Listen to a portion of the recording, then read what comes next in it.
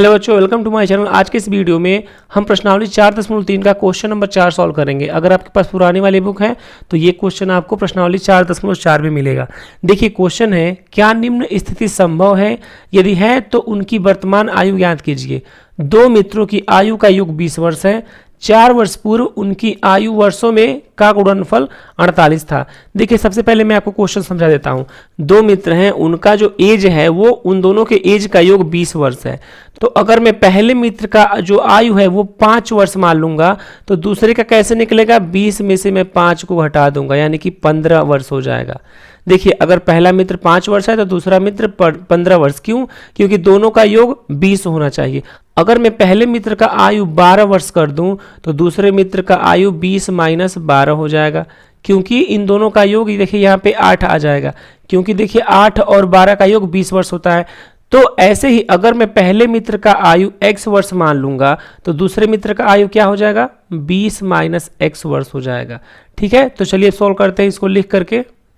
देखिए मैंने लिख दिया, माना पहले मित्र की आयु x वर्ष है तो दूसरे मित्र का आयु कितना हो जाएगा? 20 माइनस x वर्ष हो जाएगा। अब देखिए क्वेश्चन में दिया है 4 वर्ष पूर्व इनकी आयु का गुणनफल। तो पहले 4 वर्ष पूर्व इन दोनों की आयु क्या होगी वो निकालेंगे। तो मैं लिख रहा हूं, देखिए मैंने लिख दिया 4 वर्ष पूर्व पहले मित्र की आयु कितना हो जाएगा? x माइनस 4 वर्ष हो जाएगा। ठीक है, क्योंकि पहले मित्र की आयु x वर्ष है तो 4 वर्ष पूर्व x माइनस 4 हो जाएगा।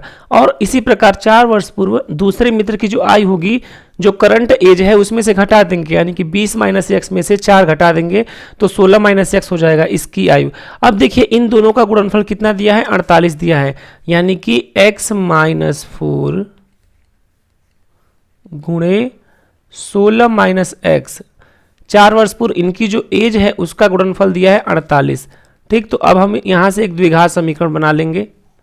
देखिए अगर मैं क्रॉस मल्टीप्लाई करूंगा तो हो जाएगा 16x minus x square minus 64 और ये प्लस का 4x बराबर 48। इन सभी को मैं इस साइड लाऊंगा तो देखिए क्या हो जाएगा? एक्स स्क्वायर प्लस में हो जाएगा। ठीक है, ये 16 और 4 20x, तो उधर जाएगा तो माइनस का 20x हो जाएगा। ठीक, और ये 64 उधर जाएगा तो प्लस का 64 और 48 इधर पहले से है बराबर 0। अब इसे देखिए हम सॉल्व करते हैं। X square minus 20x plus 112 बराबर 0, इन दोनों को जोड़ेंगे तो 112 हो जाएगा। ठीक है, देखिए अब क्या करेंगे। देखिए पिछली क्लासेस में मैंने बताया था कि अगर कोई द्विघात समीकरण है तो उसके मूलों का अस्तित्व होगा कि नहीं, ये कैसे चेक करेंगे। उसके लिए हम उसका विविक्तर निकालेंगे बी स्क्वायर माइनस 4ac। ठीक, देखिए बी स्क्वायर माइनस 4ac अगर 0 से बड़ा होगा तो वो जो द्विघात समीकरण है उसके 2 मूल होंगे, वास्तविक मूल होंगे। ठीक है, और भिन्न होंगे, सेम नहीं होंगे। ठीक है, अगर दूसरा केस क्या था, d बराबर बी स्क्वायर माइनस 4ac अगर 0 के बराबर हो जाए तो दोनों मूल समान हो जाएंगे और देखिए मूल एग्जिस्ट भी करेंगे, दूसरा केस में भी एग्जिस्ट करेंगे। तीसरा केस था आपका d बराबर बी स्क्वायर माइनस 4ac, जब 0 से छोटा हो जाएगा तो उसका कोई भी वास्तविक मूल नहीं होगा, यानी कि उस द्विघात समीकरण का कोई भी वास्तविक मूल एग्जिस्ट नहीं करेगा। ठीक है, तो चलिए क्वेश्चन सॉल्व करते हैं। तो देखिए यहां भी वही करेंगे, हम d निकालेंगे, d बराबर निकालेंगे हम बी स्क्वायर माइनस 4ac।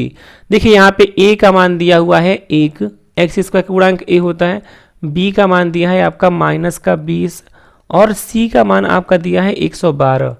ठीक, इसे हम पुट करके चेक करेंगे कि विविक्तर हमारा क्या आ रहा है। ठीक, तो देखिए हम क्या करेंगे, d बराबर बी स्क्वायर यानी कि b माइनस 20 का स्क्वायर माइनस 4 इंटू a का मान 1 है, c का मान 112 है। इसे सॉल्व करेंगे तो 20 का स्क्वायर आपका हो जाएगा 400 और जब इनका आपस में गुणा करेंगे तो ये आपका हो जाएगा 448। ठीक है, 448 हो जाएगा इसको सॉल्व करेंगे तो। अब देखिए ये आ गया आपका माइनस का 48, ये आपका 0 से छोटा है।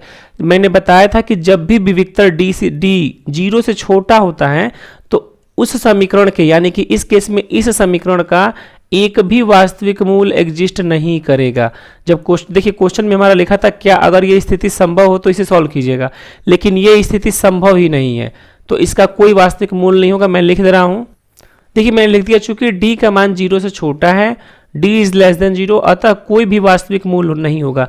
यानी कि देखिए क्वेश्चन में हमारा दिया था कि क्या निम्न स्थिति संभव है, तो ये स्थिति संभव नहीं होगा। आई होप आप लोग को समझ आया होगा। अगर आपको इसमें कुछ डाउट है तो आप कमेंट बॉक्स में पूछ सकते हैं। Thanks for watching this video.